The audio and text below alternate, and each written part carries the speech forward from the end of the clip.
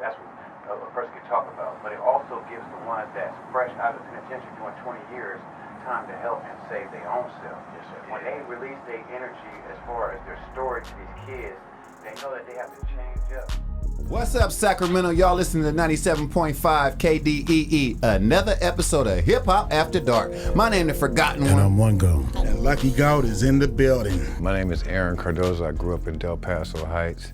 I went by the street name of AB. I grew up in foster care, so, I was out looking for love, looking for friends, looking for my family, my mother, my father, But like I said, that kind of sent me to the streets, to look, at what the gangs is doing or what these guys outside doing, more than, trying to have love at the house. I was in the streets trying to find it. Sacramento was kind of moving fast back when I was growing up in the early 90s. A lot of gangs going on, running around different people. And I just, at one point joined the gang because I had got shot. And when I woke up, it was a light that woke me up, a big light in the sky woke me up. After I seen the light, I got up and then I fell down in front of a house knocking on their door. A white lady came out and I asked her to call the ambulance and she slammed the door and said no. Her son came and said, "I got you." When I was in the back of the ambulance, I asked the lady if I was gonna make it, and she was like, "I don't think so, baby." And at that point, I fell asleep in a coma, really just seeing my life flash ahead of me. When I was in that coma, that's what I had seen from the day I was born to the day this happened. But when I woke up, the hospital was filled up with dudes I knew. I didn't know that they was like my partners, like they cared, like it was friends, but it was, and it was all bloods. It was like, man, we know who did it. We know what's going on. We got you. Here's a pistol. And at that point, I said, hey, that's what I am. And I wanted to get that dude. That gun led to a lot of crimes. Started robbing people, shooting at people. I ended up shooting at a crib inside of a mall. And that's what sent me to the penitentiary for 10 years. My name's Timothy Poole. I'm from Sacramento, California, Oak Park to be exact. I was going to Southern University and I came home for a spring break.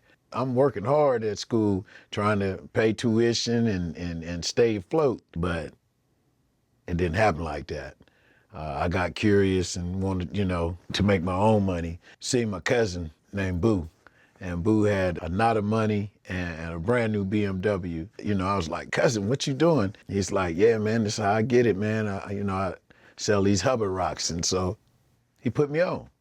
So me, being gullible, trying to get money, one of my partners, he's like, "Well, man, we're gonna go by 2nd Avenue because ain't nobody over there." I went and got my product, went to 2nd Avenue, car pulled up, and then somebody in the backseat said, "What's your name?" I said, "T-Dog." He's like, "No, that ain't T-Dog." And so I went to pull up my double goose jacket with the fur on it, and once I lifted it up over my eyes, I seen fire out the gun about 8 inches come out the gun, and I didn't even know I was hit. I just seen the fire. I always tell this story, man. God allowed me to get shot in my mouth because I wasn't speaking for him. Allowed me to get hit in both my legs because I wasn't walking for him, and allowed me to get hit in my back because I turned my back on him.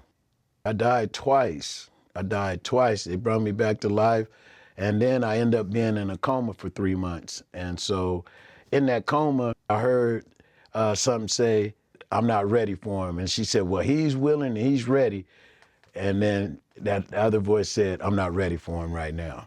Once I got out of that coma and the police came in, they took me to the county jail. And when I got out, I wasn't changed or rehabilitated because prison don't do that to you. It just makes you a worse criminal. What helped me change was more of an organization from my neighborhood that asked me to come out and change the narrative of the youth. Definitely by working with the kids helped me change myself. And when I caught that last time, them was the worst 3 years I ever done. When I got out, went to purchase some drugs, and my partner told me, "Hey, man, I ain't selling you no dope."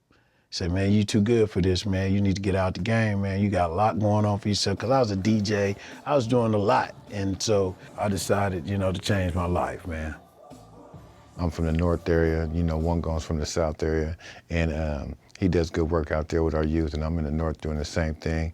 And they brought us together to collab and to really save our babies, man. Jay King and the late, great Marvell Reed, they wanted to bring a show together to speak on gun violence, but also to bring youth voice to 97.5 and to let our young folks know that their voice is right here on Hip Hop After Dark.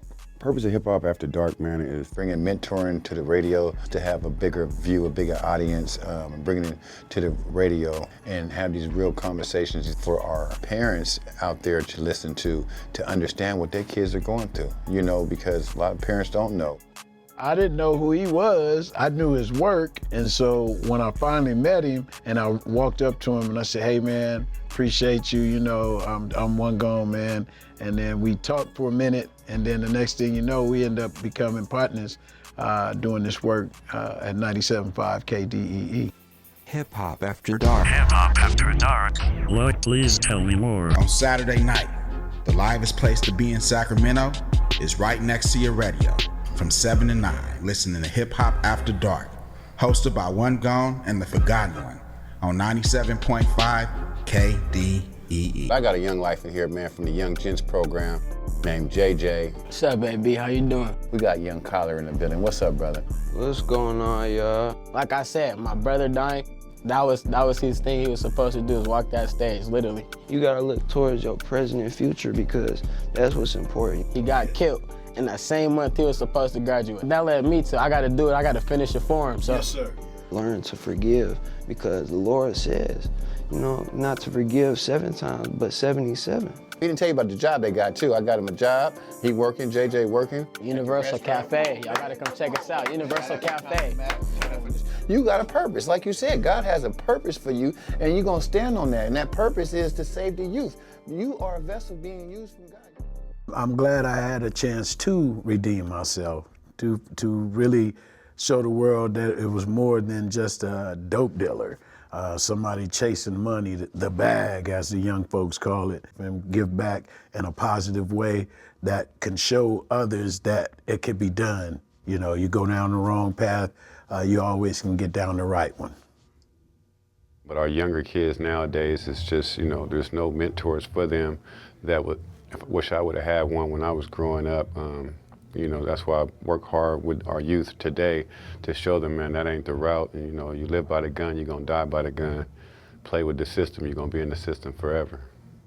I believe that, you know, I'm here on earth, you know, for a reason and a purpose. And God gave me a gift, you hear me, you know, he gave me a gift of poetry and also gave me a gift of caring about, you know, our youth and what happens to them. And I kept seeing them going through a lot of stuff, man. So, yeah, this poem is for them. It's called To the Young Homies.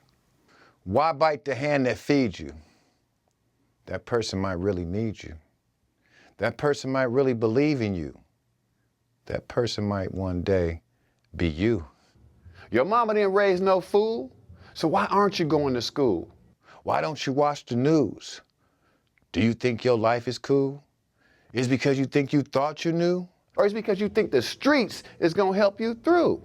Damn, fool. Wake up and smell the air. Ain't nobody there.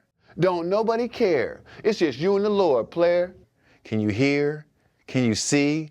Can you smell? Well, you should know the Lord is your shepherd and you shall not fail, nor should you rebel. But y'all out here killing each other, taking a son from a mother, taking a life from a brother, taking our numbers from our colors. It's 2025. How many homies is still alive? How many homies still ride? How many homies snort powder and pop E for they high? That ain't fly. That ain't even cool. That's why the OG homies is in the pen and the young homies, they on the streets acting a damn fool. But what can I do? What can I say? I got 2 strikes on parole, homie. I'm out the way. But I pray that the Lord will keep you alive until this race war is over. I pray that the only drug you do now, if any, is Doja. I pray that the next time you feel like killing a black man in the street, you keep your composure. We ain't getting no older. Not young, I said we ain't getting no older. We literally can't keep our head on our shoulders. We really don't understand one another. We're cocively destroying our brothers. Can we get it together? Can we make it last forever? To the young homies.